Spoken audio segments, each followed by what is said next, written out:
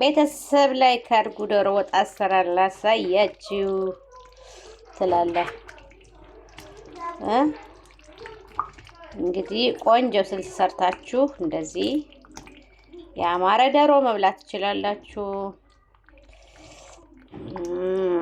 ያሚ ያሚ ይት ዶሮ ፍሬሽ ዶሮ ነው። ኦኬ ፍሬሽ ዶሮ እዩት። ይሄ ዶሮ ውስጥ የወጣው እንቁላል ፍሬሽ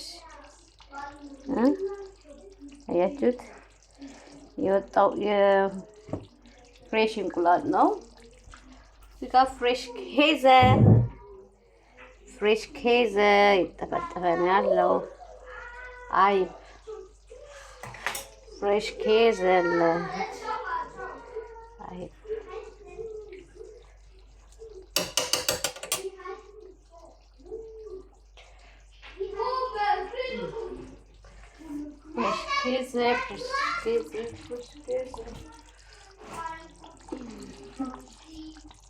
እንቁላል ያለ ጥና እንጨምራለን። ትንሽ ይበሰልና በኋላ ደግሞ ስንበላ እናሳያችኋለን። ዋው